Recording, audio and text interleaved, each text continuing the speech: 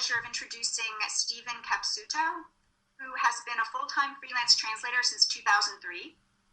He studied translation at Rutgers University in the Department of Spanish and Portuguese, and is ATA certified for Spanish-English, English-Spanish, and Portuguese-English work. He also translates from French, Catalan, and Ladino. And I think we'll be moving here, I guess, from Jewish life in Vienna to Jewish life in Alsace, if I'm not mistaken. So take it away, Steven. So I'll be reading from Scenes of Jewish Life in Alsace, which was written by an author who wrote under the pen name Daniel Stauben. He was born in a rural Yiddish-speaking Jewish community in the Alsace region of France.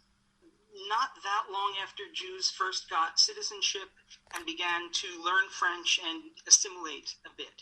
And he grew up in an era where that older rural Jewish culture and folk life and folklore were still very much part of village life for people in that part of France. So he writes these stories in the 1840s and 50s.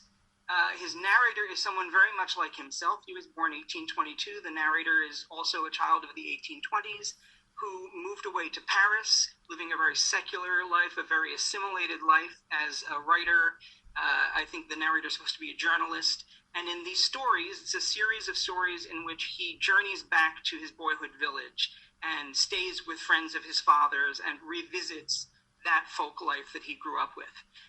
Many of the stories focus on either life cycle events or holidays, but he brings in a lot of folklore, folk legends, by having the village storyteller show up at some events to tell tales. And that's what we're going to see here. This is a story from early in the book. It's a Friday night. They've had their Sabbath dinner. They can't play cards because it's the Sabbath and they need to amuse themselves somehow. And so his host, Papa Solomon, is invited over the village storyteller. And what I like about this is the stories were written in French, but there are bits and pieces of Yiddish thrown in. And it's not the Yiddish that we know today. It's not Eastern Yiddish, it's Western Yiddish, which is long gone now, mostly. And also, before the storyteller gets to the story he's actually going to tell, we get snippets of all the stories he decides not to tell. So we get a sense of the range of what this folklore was like. So, after a meal of succulent Alsatian dishes, preceded and followed by prayers and psalms that Jews sing to traditional melodies, Papa Solomon told me there would be a wedding the next Wednesday. His nephew was to be married. My brother Yekel, who you'll see tomorrow, he said, will invite you to the wedding, but tonight, in your honor, we'll stay home. Do you still love stories around the fireside as much as you used to? Papa Samuel, who often spends Friday evenings here with us, will be here tonight. Now, there's a storyteller. Ask my wife and children. It's amazing how much he has read, and more impressively, how much he remembers. Ordinary tales, extraordinary tales, legends, adventures, enchantments. Just tug his sleeve and it all tumbles out. But allow me one comment, my dear guest. I know that you Parisians put little stock in the supernatural.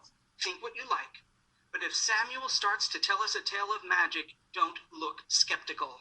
Otherwise he'll stop and get angry. He's proud in his way. Just then, we heard a heavy tread on the steps. The door opened without anyone knocking.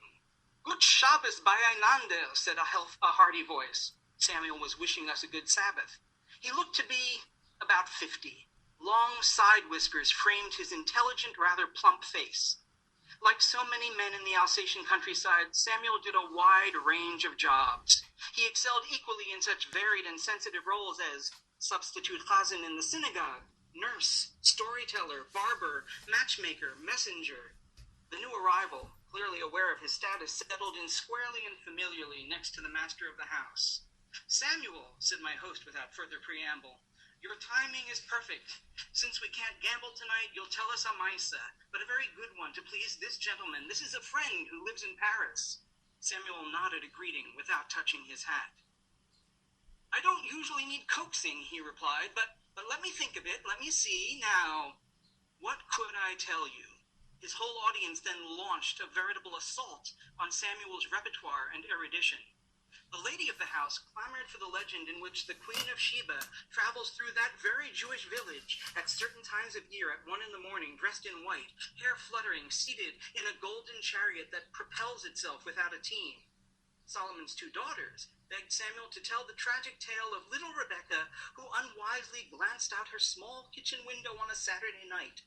She saw the infamous Mokalb and heard its roar as it lurked beneath the outdoor sink, and she died of fright. The host's sons pleaded for the adventures of old Jacob, who got lost on his way to the fair at Saint-Dié. At 3 a.m, after walking all night, he found himself back where he had started the evening, and was chased home by a gang of flame men, whose blazing fingers burned marks into his door as a sinister threat. Papa Solomon asked for the story of notorious Nathan, known as Nathan the Devil, the terror and shame of the pious town of Grusenheim.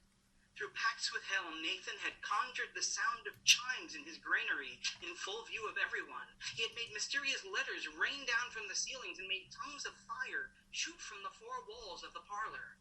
"Oh, you've already heard all those tales, or parts of them," Samuel said, raising his head high.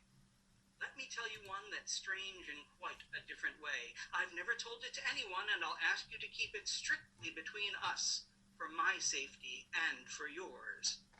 "Before starting," said my host, "take this glass of wine, Samuel, and make a toast with this gentleman." Samuel gulped down the wine, not without first reciting the required prayer, and readjusted his hat, which he had, of course, kept on in the house, like everyone else, and then in a patois that unfortunately loses much in translation, he began his tale. And of course the patois we're given to understand is Yiddish. And I won't get into this tale itself because it occupies a whole chapter, but I want to read you just a little of it to give you a sense of the tone of it. What's happening in this tale is the storyteller is telling something that supposedly happened to his grandfather when he was a young man. And he was sent urgently to another village, many hours' walk from home, and his wife, the grandmother of the storyteller, is terrified because it's a Saturday night and it's dangerous to wander abroad on a Saturday. What terrified my grandmother most was that the route from Ballwiller to Herrlichheim ran through a certain little meadow. Now, in this little meadow were some trees, and at the foot of these trees, some turf. And on this turf, here and there, were small circles where grass would not grow. And the grass would not grow there because it was burnt to the root. And it was burnt because it had been trampled at certain times of night. And what had burned it was the machshovim, the sorcerers. But grandfather was no coward. "Nonsense," he said. "I've traveled at all hours of the night and no one has eaten me yet. I'll be back in no time." And so he goes on the road and, he hears strange noises and there are shrieks and bursts of laughter from unseen beings. And then the narrator says, "Here Samuel broke off.